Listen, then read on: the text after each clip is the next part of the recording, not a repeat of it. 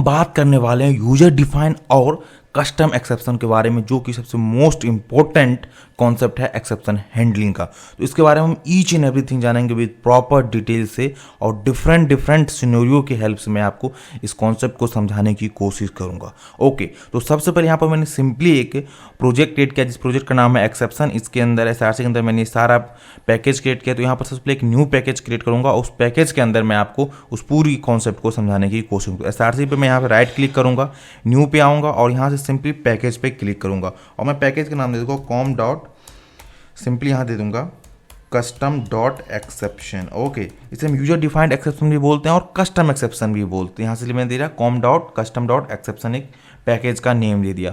और उस पैकेज के अंदर मैं सिंपली एक क्लास क्रिएट करने वाला हूँ जिस क्लास का नाम मैं देने वाला हूँ कस्टमर। तो न्यू पे क्लिक करेंगे और यहाँ से सिंपली आएंगे क्लास पे, और क्लास पे आने के बाद सिंपली यहाँ से कस्टमर ले लेंगे। ओके, ये हमारा कस्टमर यहाँ से क्लास क्रिएट हो गया। ओके, तो सबसे पहले मैं इस पार्ट को यहाँ से प्रोजेक्ट एक्सप्लोरर को मिनिमाइज करता हूँ जिसकी फुल स्क्रीन यहाँ से आपको प्रॉपर विजुअल है, और उसको भी मैं नीचे ड्रैग डाउन कर देता हूँ। यहाँ से हमारा पैकेज है जिसका नाम है com dot custom dot exception, और उसके अंदर एक क्लास है कस्टमर। इस क्लास को एज हम मेन क्लास ट्रीट करेंगे तो इसीलिए इसके अंदर हम मेन मेथड लिखते हैं। ओके, तो बेसिकली मैं करने क्या वाला हूँ, पर इसका मैं पूरा सिनेरियो समझाने की कोशिश करता हूँ। तो यहाँ पर जैसे आप एटीएम जब पैसा निकालने जाते हो तो जाहिर सी बात है अपना कुछ क्रेडेंशियल देते हो, जैसे कि पासवर्ड, ओके, एंड उसका अकाउंट नंबर होता है, वो दोनों आपस में वेरीफाई होता है, देन आप मनी को कलेक्ट कर सकते हो। तो सेम इसी तरह से मैं यहाँ पर कुछ एक सिनेरियो क्रिएट करने वाला हूँ और यहाँ से मैं अपना यूजर डिफाइन और कस्टम एक्सेप्शन को यूज करके आपको दिखाऊंगा इस वीडियो में। ओके, तो चलिए स्टार्ट करता हूँ। तो सबसे पहले मैं चाहूँ तो डिफरेंट क्लासेस भी क्रिएट कर सकता हूँ। तो मैं चाह रहा हूँ कि सिंगल इसी क्लासेस में करके पूरी चीज़ आपको दिखा दूँ, डिफरेंट क्लासेस होना क्रिएट कर इसी क्लास। तो सिंपली यहाँ पर मैं एक क्लास लेता हूँ जिस क्लास का नाम देता हूँ एटीएम। ओके, अब यहाँ से हमारा एटीएम क्लास हो गया। ओके, अब इस एटीएम क्लास में मैं बेसिक करने वाला क्या हूँ कि पहले से कुछ यूजर का जो कस्टमर होगा उसका कुछ भी password and account number already होगा। तो यहाँ पर सिंपली लेते हैं इंट और यहाँ देते हैं अकाउंट नंबर, जो कि इसका ये अकाउंट नंबर है। तो मैं अकाउंट नंबर देता हूँ सिंपली 4567 दे दिया, एंड यहाँ से int password equal to 123 simply ले लिए। अब ये क्या हुआ, ऑलरेडी इसके पास है। जब यूजर आएगा पैसे एटीएम से निकालने के लिए तो उसे अपना क्रेडेंशियल देना पड़ेगा, it means user name and password उसे एंटर करना पड़ेगा। ओके, तो उसके लिए भी मुझे वेरिएबल क्रिएट करना पड़ेगा। तो मैं यहाँ लेता हूँ इंट AC इक्वल टू मतलब अकाउंट सिंपली लेते हैं एंड इंट पास। अब जैसे ही यूजर आएगा तो ये जो पासवर्ड और अकाउंट नंबर एंटर करेगा वो इस AC नाम के और पासवर्ड नाम के वेरिएबल में स्टोर हो जाएगा। ओके, ये हमारा हो गया। अब इस जब यूजर एंटर करेगा उसके लिए एक मेथड क्रिएट करते हैं जहाँ से यूजर अपना क्रेडेंशियल एंटर कर सके। इसके लिए एक मेथड देता हूँ पब्लिक और सिंपली वॉइड, और यहाँ देता हूँ एक्सेप्ट इनपुट, सिंपली यहाँ से ले लिया। अब इस मेथड के अंदर मैं यूजर से कुछ वैल्यू लेने वाला हूँ बेसिकली।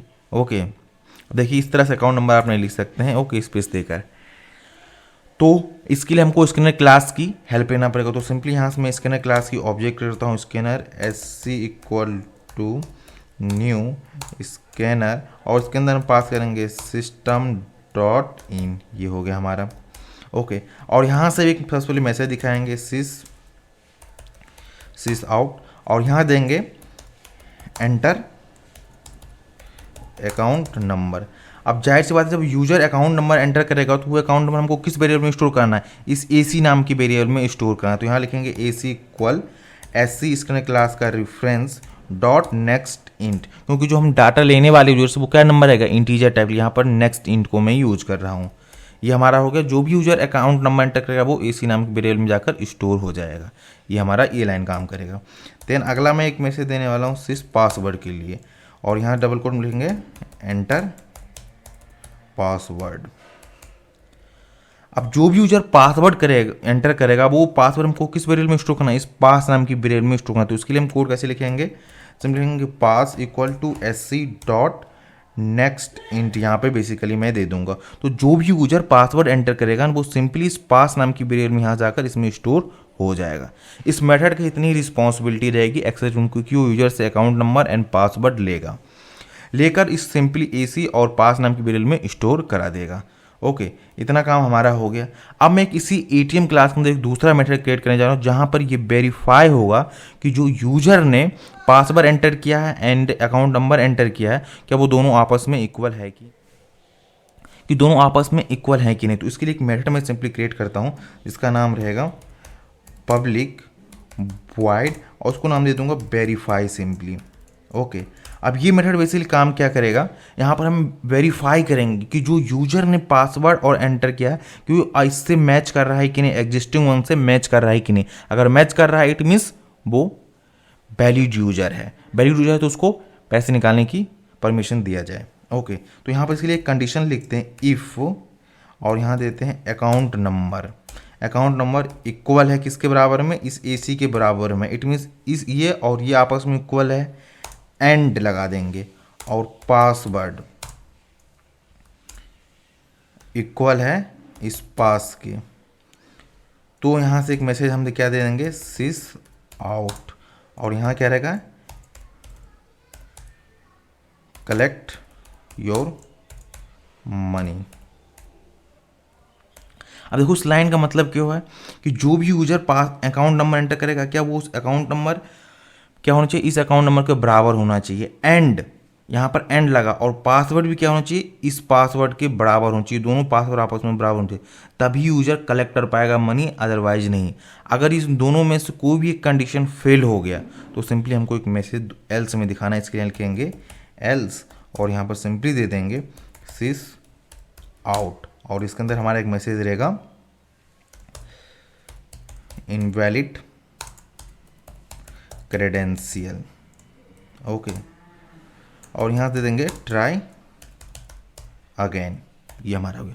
तो एटीएम में हमारा इस एटीएम क्लास में दो काम कर रहे हैं, एक तो यूजर से हम इनपुट ले रहे हैं एंड प्लस वेरीफाई भी कर रहे हैं कि जो यूजर ने इनपुट प्रोवाइड किया वो क्या आपस में इक्वल है कि नहीं, वेरीफाई कर रहे हैं। ओके, ये वेरीफाई हो गया। अगर इक्वल है तो सिंपली हम मनी कलेक्ट कर देंगे, नहीं कर देंगे।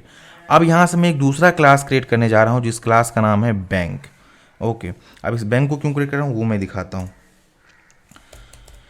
बैंक, ओके, अब जाहिर सी बात अगर आपके पास एटीएम है तो उसके एटीएम है तो जैसे आपके पास बैंक भी होना चाहिए, इसलिए यहाँ पर मैं बैंक क्लास क्रिएट कर रहा हूँ। तो सिंपली यहाँ पे देता हूँ क्लास और यहाँ दे दूंगा बैंक।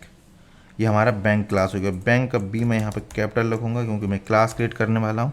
अब इस बैंक क्लास में एक मेथड रहेगा जो मेथड रिस्पॉन्सिबल रहेगा इस एटीएम क्लास के मेथड को कॉल करने के लिए। यहाँ पे कुछ ऐसा सिनेरियो रहेगा, मैं वंस पूरा कोड लिखूंगा फिर अगेन से मैं एक्सप्लेन करूंगा ईच एंड एवरीथिंग। तो यहाँ पे लिखता हूँ सिंपली पब्लिक वाइड और मेथड का नाम देता हूँ इनिशिएट। अब इस मेथड में बेसिकली काम क्या होगा कि मैं एटीएम क्लास की ऑब्जेक्ट को क्रिएट करूंगा। सबसे पहले मैं एक्सेप्ट जो हमारा ये इनपुट मेथड है, एक्सेप्ट इस मेथड को कॉल करूंगा, देन वेरीफाई मेथड को कॉल करूंगा। इससे क्या होगा कि पहले यूजर अपना क्रेडेंशियल डालेगा कस्टमर, देन उसके बाद उसको वेरीफाई करेगा।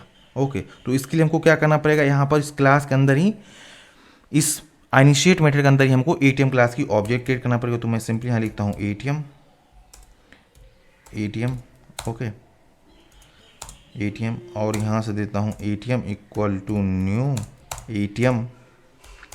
अभी इस एटीएम जो लिखा है एटीएम ये रेफरेंस वेरिएबल, इस रेफरेंस वेरिएबल की हेल्प से मैं एटीएम क्लास की मेथड को कॉल कर सकता हूँ। तो इसलिए लिखूँगा एटीएम डॉट, यहाँ पे लिखूँगा एक्सेप्ट इनपुट। आप क्या होगा एक्सेप्ट इनपुट मेथड जो उसको कॉल करेगा, उसको कॉल करने के बाद हमको किसको कॉल करना है, वेरीफाई मेथड को कॉल करना है। तो यहाँ एटीएम डॉट वेरीफाई लिख देता हूँ सिंपली, तो वेरीफाई मेथड को कॉल करेगा। ओके, अब जाहिर सी बात है सबसे पहले हमको इस इनिशिएट मेथड को भी तो कॉल करना पड़ेगा, तभी तो ये सारी ऑपरेशन परफॉर्म होगा। तो हम ये इनिशिएट मेथड को कॉल कहाँ से करेंगे, इस कस्टमर क्लास के मेन मेथड से कॉल करेंगे। ओके, देन मैं आपको पूरी फ्लो समझाने की कोशिश करूँगा। तो सबसे पहले यहाँ से हम आते हैं मेन मेथड में और यहाँ से हम बैंक क्लास की सिंपली ऑब्जेक्ट क्रिएट करते हैं। ओके, और यहाँ पर लिखते हैं न्यू एंड यहाँ से बैंक की ऑब्जेक्ट क्रिएट हो गया। अब बैंक ऑब्जेक्ट की क्लास क्रिएट हो गया। अब यहाँ से मैं क्या काम करूँगा, इस इनिशिएट मेथड को कॉल करूँगा। ओके, तो लिखूँगा यहाँ सिंपली बैंक डॉट इनिशिएट। अब देखिए मैं होल सिनेरियो आपको एक्सप्लेन करने वाला हूँ अगेन से। ये हमारा कस्टमर क्लास हो गया, इसके अंदर मेन मेथड है। मेन मेथड सबसे पहले एग्जीक्यूट होगा और यहाँ पर लाइन नंबर 38 पे आएगा और देखिए एक बैंक क्लास है जिसकी ऑब्जेक्ट क्रिएट करेगा। और यहाँ देखिए कि हम एक बैंक क्लास के अंदर एक इनिशिएट मेथड जिसको हम कॉल कर रहे हैं, यहाँ से सिंपली इस इनिशिएट मेथड को कॉल होगा और कंट्रोल सीधे चले आएगा इस इनिशिएट मेथड के पास। और यहाँ से क्या होगा, एटीएम का ऑब्जेक्ट क्रिएट होगा और यहाँ से चेक करेगा कि एक एक्सेप्ट इनपुट है, इस मेथड को भी कॉल कर रहे हैं और वेरीफाई मेथड की भी कॉल कर रहे हैं। तो कंट्रोल सबसे पहले जाएगा एक्सेप्ट मेथड के लिए, तो सिंपली यहाँ से कहाँ चला जाएगा, एक्सेप्ट मेथड पास, ये कॉल यहाँ पे चला जाएगा। और यहाँ से क्या होगा, ये सबसे पहले स्क्रीन का ऑब्जेक्ट क्रिएट करेगा, देन यूजर से अकाउंट नंबर को लेगा और एसी नाम की वेरिएबल में स्टोर करा देगा। देन इसके बाद यहाँ यूजर से पासवर्ड लेगा और इस पास नाम की वेरिएबल में स्टोर कर देगा। ये एक्सेप्ट इन मेथड की पूरी ऑपरेशन परफॉर्म हो गया। जैसे ही परफॉर्म होगा देन अगेन कंट्रोल यहाँ पे आएगा और लाइन नंबर 33 पे देखिएगा कि एक मेथड है एटीएम के अंदर ही वेरीफाई, जिसको हम कॉल कर रहे हैं। अगेन कंट्रोल आ जाएगा कहाँ पे, इस वेरीफाई मेथड के पास। और यहाँ से देखिए एक कंडीशन है कि ये चेक कर रहा है कि पहले जो ये एग्जिस्टिंग अकाउंट नंबर है और जो यूजर अकाउंट नंबर क्या है वो आपस में क्या इक्वल है। अगर इक्वल है तो अगेन ये चेक करेगा कि आप पासवर्ड, जो एग्जिस्टिंग पासवर्ड है, जो यूजर पासवर्ड एंटर किया है, क्या दो आपस में इक्वल है। अगर दोनों आपस में इक्वल है तो सिंपली इस लाइन नंबर 21 को प्रिंट करेगा, कलेक्ट योर मनी। अदरवाइज अगर कोई भी कंडीशन इन दोनों में से फेल हो गया तो सिंपली यहाँ पर invalid credential, try again. Okay, ये इसकी होल फ्लो थी जो कि मैंने एक्सप्लेन कर दिया। अब इस प्रोग्राम को मैं रन करता हूँ और आपको पूरे चीज़ें विद प्रॉपर एक्सप्लेन करता हूँ। इस चीज़ को मैं ऊपर ड्रैग करता हूँ और देखिए यहाँ क्या सिंपली वही हुआ कि यहाँ से कॉल आ गया कहाँ, एंटर अकाउंट नंबर। ओके, तो मैं यहाँ से अकाउंट नंबर दे देता हूँ, सिंपली क्या मेरा है 4567 है एंड एंटर पासवर्ड। पासवर्ड हमारा क्या है 123। मैंने दोनों क्रेडेंशियल देखी क्या है, एग्जिस्टिंग वाला ही डाला। अगर ये दोनों मैच किया तब इसके बाद क्या होता है, वेरीफाई मेथड कॉल होगा। वेरीफाई मेथड कॉल होगा और यहाँ से क्या है, कलेक्ट योर मनी। दोनों हमारा इक्वल था, यहाँ से ये आ गया। अगर मैं प्रोग्राम को रन करता हूँ और यहाँ पर इनवैलिड क्रेडेंशियल डालूंगा तो सिंपली मैंने क्या किया, 4567 अकाउंट नंबर मैंने करेक्ट डाला, लेकिन मैं पासवर्ड जो यहाँ पे रॉन्ग एंटर कर दिया तो क्या हो गया, invalid credential, try again. Whole scenario कुछ ऐसा था जो कि आपको आई होप समझ आया रहा होगा। अब मैं यहाँ से बात बताने लूँ कि मैंने बात किया था कि कस्टम एक्सेप्शन की बात करेंगे। अभी इस पूरे प्रोग्राम में यहाँ से मैं यूजर डिफाइंड एक्सेप्शन को थ्रो नहीं कर रहा हूँ, ये चीज़ मैं आपको बताऊंगा नेक्स्ट वीडियो में। तब तक के लिए आप इसी कोड को प्रैक्टिस करिए, इस कोड की फ्लो को समझिए। आप जैसे इस कोड की फ्लो को समझ गए, आप देन नेक्स्ट वीडियो आप देखिए, वहाँ से आपको पूरा समझ में आ जाएगा कि कैसे हम यूजर के थ्रू से एक्सेप्शन को थ्रो हैंडल कर रहा हूँ, कस्टमर एक्सेप्शन को कैसे मैं यूज कर